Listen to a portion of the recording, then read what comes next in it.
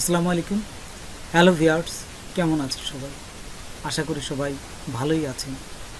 আজকে আমি আপনাদের দেখাবো এই ফটোশপে ছবি কিভাবে প্রিন্ট করতে হয়।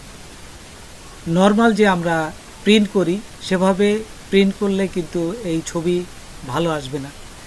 এই ছবি প্রিন্ট দিতে গেলে কিছু টেকনিক আছে, ঠিক সেই টেকনিকগুলোই আমি আপনাদের দেখাবো। এই সেটিংগুলো যদি ঠিক মতো না দিতে পারেন তাহলে কিন্তু ছবি ভালো আসবে না। তো চলুন আমরা প্র্যাকটিক্যালি দেখি। তার আগে ছোট্ট একটা রিকোয়েস্ট করি, যদি আপনি আমার চ্যানেলে নতুন এসে থাকেন তাহলে দয়া করে আমার চ্যানেলটা সাবস্ক্রাইব করবেন, পাশে থাকা বেল বাটনটা ক্লিক করে রাখবেন লেটেস্ট ভিডিও সবার আগে পাওয়ার জন্য। আর যারা সাবস্ক্রাইব করেছেন তাদের সবাইকে ধন্যবাদ। সাথেই থাকবেন। ফিরে আসছি ছোট্ট একটা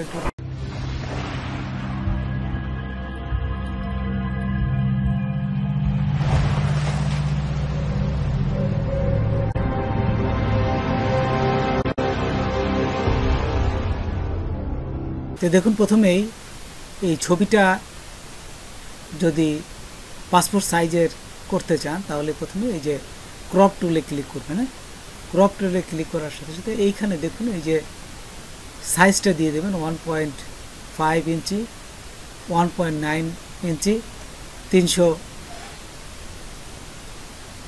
পিক্সেল। হ্যাঁ, তারপর এখানে থাকা অবস্থায় জাস্ট যদি এই ক্রপ টুল এখানে এই যে টান দেই তাহলে দেখুন সে ঠিক সাইজ মতন এখানে বসে যাবে। এই যে দেখুন আমি টান দিলাম, ঠিক বসে গেল। তারপরে এন্টার দিলেই এটা সাইজটা হয়ে যাবে। তারপরে আপনারা কিভাবে একটা পেজ সেট করবেন সেটাও দেখাচ্ছি। প্রথমে ফাইলে যাবেন, তারপর নিউতে যাবেন। নিউতে যাওয়ার পর এখানে দেখুন এই যে ইন্টারন্যাশনাল পেপার, এটাও দিতে পারেন, অথবা যদি কাস্টম সাইজ দিতে চান তাহলে আর যে নিচে কাস্টম সাইজ আছে এখান থেকে আপনারা বিভিন্ন সাইজ করে নেবেন। যেমন ইঞ্চি, হ্যাঁ, ফটোকপির সময় অনেক সময় 4 ইঞ্চি বাই 6 ইঞ্চি এইটা দিয়েও অনেকে ফটোকপি করে ছোট সাইজ। তারপরে দেখুন এই ছবিটা আমি টেনে ঠিক আমার এই সাইজের উপর নিয়ে যাব। এই যে এইখানে বসাই দেবো। তারপর বসানোর পরে আপনারা যদি এটাকে আবার নিতে পারেন, অথবা এখানে না নিয়ে অল্ট চেপে ধরতে পারেন। অল্ট চেপে ধরে কপি হবে, অল্ট চেপে ধরলে কপি হবে, এবং শিফট চেপে ধরলে সমান মাপে সরে যাবে। আচ্ছা, ঠিক একই অবস্থায় অল্ট চেপে ধরেন এই যে, এবং শিফট চেপে ধরবেন, তাহলে এইভাবে 4টা ছবি আপনারা খুব সহজে তৈরি করতে পারবেন। তারপরে এখান থেকে প্রিন্টে যাবেন। এই যে ফাইলে যে প্রিন্ট অথবা কন্ট্রোল পি দিলেও শর্টকাট কপি, এটা দিয়েও প্রিন্টে যাওয়া যায়। তারপরে এখান থেকে পিন সেটিংয়ে আসবেন। এইখানে হচ্ছে আসল খেলা। এইখানে এই সেটিংটাই খুবই গুরুত্বপূর্ণ। এই যে এখানে যে পেপারটা দিবেন দেখুন 4/6 ইঞ্চি পোর্ট্রেট অথবা ল্যান্ডস্কেপ। হ্যাঁ, আমি পোর্ট্রেটই দিলাম। তারপর এইখান থেকে যে সেটিংগুলো আছে এইখানে দেখুন খুবই ইম্পর্টেন্ট সেটিং, সেটা হচ্ছে এইখানে দুটো সেটিং করবেন।